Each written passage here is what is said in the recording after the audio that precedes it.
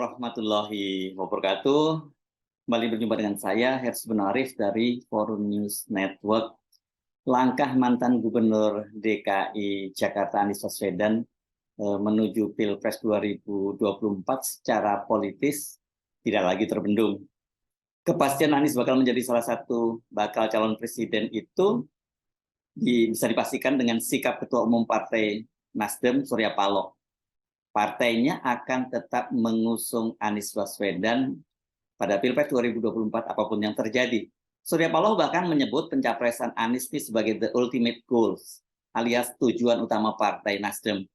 Sikap Surya ini semakin memperkuat posisi Anies Baswedan setelah sebelumnya Partai Demokrat menegaskan tidak goyah dengan ancaman dan bujuk rayu dari istana dan tetap pada sikap semula mendukung Anies Baswedan.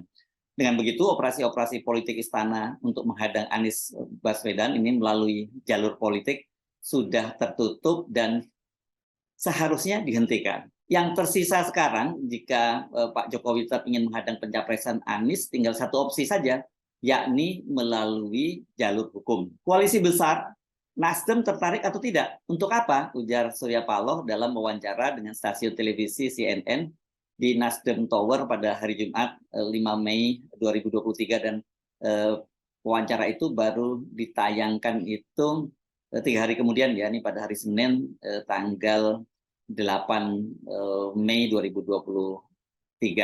Wawancara itu dilakukan setelah Surya Paloh sebelumnya pada siang harinya bertemu dengan Menko Marinvest Luhut Panjaitan, ini tangan kanan Pak Jokowi, orang kepercayaan Pak Jokowi dalam sebuah jamuan makan siang di Wisma Nusantara, Jakarta. Dalam wawancara dengan CNN, Surya Paloh menyatakan salah jika Nasdem mengambil langkah bergabung dalam koalisi besar. Bahkan berpikir untuk bergabung dalam koalisi besar itu pun sudah salah. Surya Paloh menegaskan bahwa saat ini Nasdem telah mendeklarasikan Anies Baswedan sebagai calon presiden. Oleh karena itu, Nasdem tidak akan melangkah bersama koalisi yang tidak akan mengusung Anies. Mencalonkan Anies Baswedan itu sesuatu yang the ultimate daripada goals. Untuk dibawa menjadi capres, diperjuangkan untuk terpilih, tegas Surya Paloh. Kan itu sama saja kita tidak memungkinkan untuk mempertarungkan Anies. Untuk apa itu? Berimajinasi pun sudah salah. Ya sudah satu, Anies jalankan, itu tegas Surya Paloh. Sikap Surya Paloh yang sangat tegas ini menunjukkan bahwa dia menolak tunduk terhadap tekanan istana. Sebelumnya Surya Paloh ini kan selalu mencoba menghindari untuk menyampaikan pernyataan bahkan atau sikap-sikap yang bersifat konfrontatif terhadap Jokowi. Pasca pencapresan Anies Baswedan oleh Nasdem, itu hubungan Surya Paloh dengan Jokowi itu menegang. Surya Paloh tidak hadir dalam pernikahan Kaisang, putra bungsu Pak Jokowi yang dirayakan secara besar-besaran pada akhir tahun lalu, pada bulan Desember tahun 2022. Surya itu memilih pergi ke Jerman dengan alasan berobat, tapi sebenarnya ini dipastikan dia menghindari seremoni itu. Takut kalau terjadi apa-apa manuver dari Jokowi di situ, Pak, bisa jadi dia dipermalukan. Surya Paloh tidak mau dipermalukan. Sejak Nasdem mencapreskan Anies, itu tekanan agar Presiden Jokowi segera mereshuffle para menteri Nasdem itu berdatangan dari partai-partai koalisi pendukung pemerintah. Tekanan paling keras itu datang dari PDIP, bahkan PDIP sudah membawa daftar siapa nama-nama menteri yang layak di reshuffle. Namun Jokowi tidak segera mengambil keputusan. Surya Paloh akhirnya bertemu dengan Jokowi di istana pada tanggal 30 Januari 2023 setelah dia pulang dari perjalanan panjang ke Eropa. Ini tanggal 30 Januari 2023 ini perlu Anda catat bahwa ini ini 2 hari sebelum waktu pelaksanaan reshuffle kabinet sebagaimana banyak dikatakan oleh para petinggi partai koalisi pendukung pemerintah. Pertemuan terjadi karena Surya Paloh dipanggil mendadak oleh Jokowi dan diduga dalam pertemuan itu Jokowi akan memberitahu Surya Paloh bahwa menteri-menteri Nasdem akan direshuffle dari kabinet. Namun ternyata reshuffle kabinet tidak terjadi. Jokowi pada hari Rabu tanggal 1 Februari, Rabu Pon, ya, bertepatan dengan yang dispekulasikan akan melakukan reshuffle, dia malah memilih pergi ke Bali meresmikan proyek jalan tembus di Kabupaten Buleleng dan pada hari itu juga bertepatan dengan hari yang dikabarkan akan ada spekulasi akan ada reshuffle kabinet itu, Surya Paloh malah bertemu dengan Ketua Umum Partai Golkar Airlangga Hartarto, ini salah satu partai pendukung pemerintah juga. Kepada media, Pak Tinggi Nasdem itu menjelaskan bahwa dalam pertemuan tersebut Surya Paloh kembali menegaskan sikap Nasdem yang akan tetap mendukung pemerintahan Jokowi Ma'ruf sampai akhir periode. Ini narasi ini selalu diulang-ulang oleh Nasdem ketika muncul desakan-desakan agar Nasdem di reshuffle atau bahkan mengundurkan diri. Dan ini adalah sikap yang kelihatannya memang sampai pada saat itu Surya Paloh masih menghindari pernyataan yang bersifat konfrontatif terhadap Jokowi. Setelah itu, meskipun sudah bertemu, hubungan Surya Paloh dan Jokowi yang selalu selama ini oleh Surya Paloh digambarkan sebagai hubungan kakak adik itu tetap dingin. Pada hari Selasa, 20 Mei 2023, itu Presiden Jokowi mengumpulkan 6 ketua umum parpol dan cuma Nasdem yang tidak diundang. Ini parpol-parpol pendukung pemerintah ya. Namun menurut versi anggota Dewan Pakar Partai Nasdem Peter Gonta, Surya Paloh itu atau Nasdem bukannya tidak diundang, namun Surya Paloh diundang dan dia berhalangan hadir karena sedang berada di luar negeri. Peter Gonta mengaku mendapat keterangan itu dari Menko Marinvest Luhut Panjaitan. Namun belakangan ternyata Jokowi itu justru memberikan pengakuan kepada wartawan bahwa benar dia memang tidak mengundang Surya Paloh. Ya memang tidak diundang. Kenapa Pak alasannya Pak? Kalau tidak mendukung partai capres lain Pak? Loh, ini Nasdem itu ya, kita harus bicara apa adanya ya. Kan sudah memiliki koalisi sendiri. Dan ini gabungan partai yang kemarin berkumpul, itu kan juga ingin membangun kerjasama politik yang lain. Mestinya ini kan memiliki strategi besarnya apa. Ya masa yang di sini tahu strateginya, kan mestinya tidak seperti itu. Pernyataan inilah tampaknya yang membuat Surya Paloh kemudian memutuskan untuk tidak lagi menahan diri. Dalam pertemuan dengan Luhut di Wisma Nusantara atau sehari setelah pernyataan Pak Jokowi yang menegaskan bahwa memang Nasdem tidak diundang, itu Surya Paloh sebagaimana disampaikan oleh Ketua DPP Partai Nasdem Sugeng Suparwoto menitipkan kepada Surya Paloh menitipkan kepada Pak Jokowi agar menghentikan sikapnya yang mengendorse salah satu capres ya atau capres-capres yang didukung dia. Ini kan ada yang Ganjar Pranowo dan ada Prabowo yang sering diendorse oleh Pak Jokowi. Surya Paloh kemudian sore harinya melakukan wawancara dengan CNN dan dalam wawancara tersebut Surya menilai bahwa Jokowi itu sudah tidak lagi membutuhkan Partai Nasdem. Namun secara halus, namun ini sebenarnya keras ya kontennya gitu. Jadi hanya caranya saja menyampaikan. Surya ingin mengingatkan kepada Jokowi sebuah pertanyaan melalui pertanyaan, apakah besok atau apakah lusa atau setelah dia tidak lagi menjabat sebagai presiden itu Jokowi tetap tidak membutuhkan Nasdem. Jelas pernyataan Surya ini secara tersirat mengandung semacam peringatan bahkan mungkin ancaman ya bahwa setelah Jokowi tidak lagi menjadi presiden, dia ini kan bukan siapa-siapa dan pasti dia akan membutuhkan partai termasuk Partai Nasdem. Ini tentu bila dikaitkan dengan masa depan dari dinasti Pak Jokowi, anak-anak dan menantunya yang kini sedang tengah meniti karir di politik. Wali Kota Medan Bobi Nasution kan ini diperkirakan sedang mengincar jabatan yang lebih tinggi menjadi Gubernur Sumatera Utara. Begitu juga dengan Gibran, Wali Kota Solo juga sedang mengincar jabatan Gubernur di Jawa Tengah atau di DKI Jakarta. Sementara Kaisang Pangarep itu sedang bersiap-siap untuk menjadi wali kota Solo menggantikan kakaknya Gibran apabila kakaknya terpilih menjadi gubernur baik di DKI maupun di Jawa Tengah. Surya Paloh juga menegaskan sikapnya itu akan tetap mendukung Anies. Sebab dalam pertemuan dengan Pak Luhut itu kabarnya disampaikan bahwa ini Pak Jokowi itu merasa sangat tersinggung pada Surya Paloh karena dianggap lancang mencalonkan Anies tanpa terlebih dahulu konsultasi dengan Jokowi. Dan itu setidaknya tersirat dalam unggahan Peter Gonta di akun Facebook-nya bahwa Pak Surya Paloh itu minta maaf atas soal pencapresan Anies bila itu dianggap telah melukai perasaan Pak Jokowi. Selain itu juga kabarnya ada semacam ancaman terhadap Nasdem, terhadap Menteri Nasdem dalam hal ini kan Menkominfo yang tengah disidik oleh Kejaksaan Agung. Kasusnya akan terus diproses bila Surya tetap ngotot mencapreskan Anies Baswedan.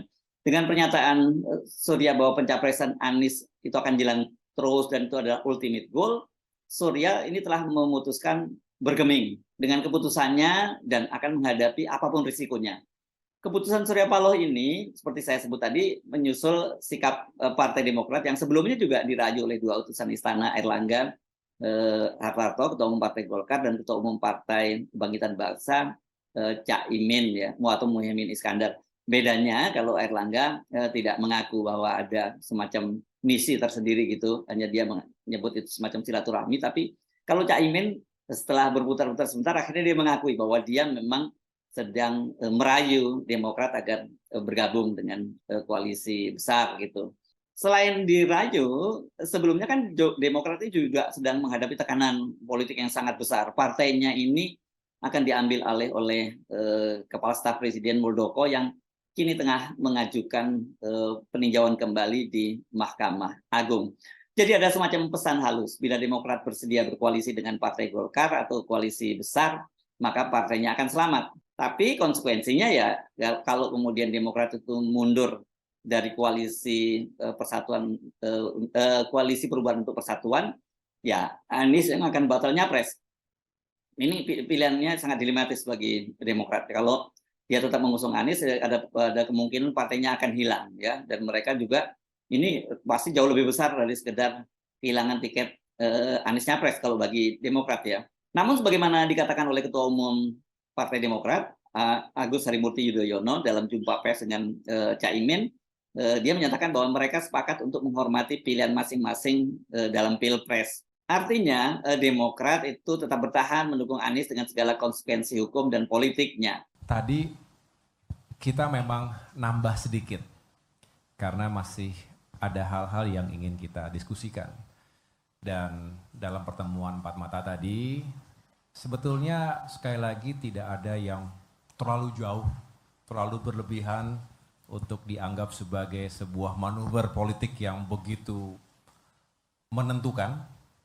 Karena sejatinya kita terus berproses dalam berkomunikasi, menghormati perbedaan, menghormati posisi masing-masing, tapi ternyata di sana-sini ya kita temukan kesamaan-kesamaan, adanya semangat, ya Indonesia harus lebih baik lah. Harus ada yang dilakukan perubahan-perubahan yang mendasar, tapi juga kita tahu menghormati pemimpin itu juga utuh dengan segala capaiannya, dan itulah yang juga menjadi semangat kami. Yang sudah baik, kalau ada yang baik bisa dilanjutkan, kita lanjutkan. Nggak usah malu-malu, tetapi tentu secara fundamental kita juga harus jujur, ada sejumlah hal, aspek kehidupan berbangsa bernegara ini yang perlu diperbaiki segera.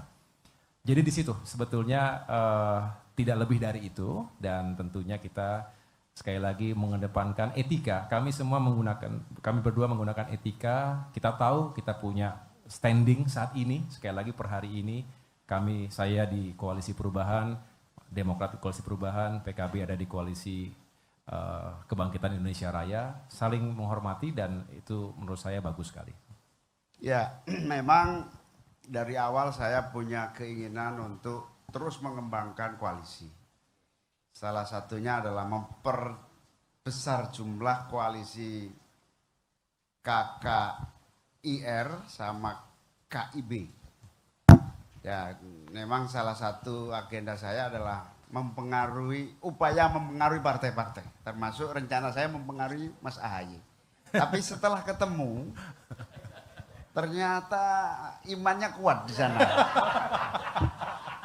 Karena imannya kuat ya saya harus hati-hati ngomongnya. Nah, lebih baik saya hati-hati. Sebetulnya ini nggak saya buka kalau nggak ditanya. Jadi rahasianya akhirnya saya ya belum melamar lah. Karena ternyata imannya masih kuat. Nanti kita tunggu saja, moga-moga sepulang saya dari sini goyah. Dengan kukuhnya sikap Demokrat dan disusul Nasdem, maka dipastikan Koalisi Perubahan untuk Persatuan itu tetap solid. Ini plus PKS. Artinya tiket Anies untuk maju pada Pilpres 2024 itu tetap utuh dan memenuhi syarat presidensial threshold 20%. Itu saya sebut tadi secara politis. Namun jika Pak Jokowi tetap ingin menghadang pencapresan Anies dan menginginkan agar Pilpres hanya diikuti oleh dua pasang calon saja, yakni Ganjar Ganjar Pranowo dan Pak Prabowo dengan pasangan masing-masing, pasangan cawapres masing-masing, maka opsi yang tersisa bagi Pak Jokowi adalah menghadang Anies melalui jalur hukum. Ada dua jalur ini, ada dua instrumen yang bisa digunakan.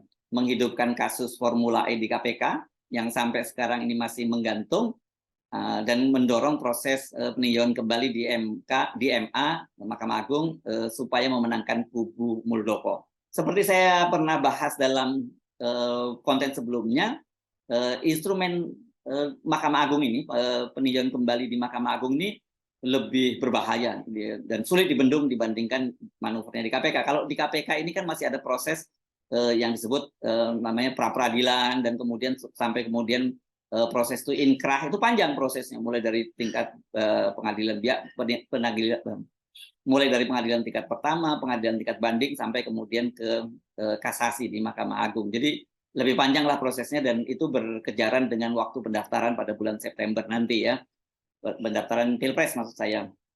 Nah, sementara kalau di PK di Mahkamah Agung ini ya, ini upaya hukum yang tertinggi. Jadi begitu diputuskan itu PK dimenangkan oleh kubu Muldoko, tidak ada instrumen hukum lain, tidak ada jalur hukum lain yang bisa membendung langkah itu. Muldoko tinggal mengajukan pengesahan ke Menkumham, dan kemudian membatalkan pengurusan yang ada sekarang, dan kemudian mengganti semua caleg-caleg yang diajukan oleh Partai Demokrat. Namun pertanyaannya itu sekarang, apakah Pak Jokowi berani dan bersedia menanggung segala konsekuensi politik dan hukumnya jika dia bermain kayu dengan memaksakan instrumen hukum untuk menghadang Anies Baswedan melalui jalur Mahkamah Agung? Ini yang dihadapi adalah Pak SBY loh, ini juga presiden 2 periode dan juga adalah seorang jenderal. Belum lagi kalau kita lihat suara di kubu pemerintah sendiri itu juga sudah tidak lagi kompak dalam soal menghadang Anies ini.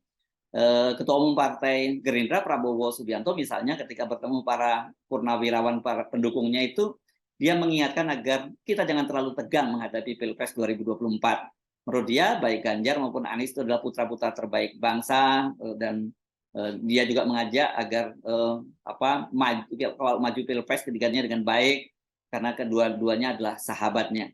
Kita sudah lihat sekarang mungkin pasangan yang sudah dicalonkan, kita lihat mungkin Mas Ganjar Pranowo dan Mas Anies Baswedan.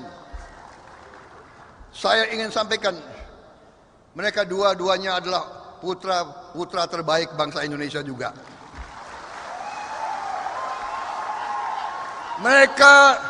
Mereka juga niat untuk berbuat yang baik untuk bangsa dan negara. Mereka juga, saya kenal, mereka juga sahabat-sahabat saya. Jadi jangan kita mau diprovokasi, jangan kita menjelek-jelekan siapapun, saudara-saudara sekalian.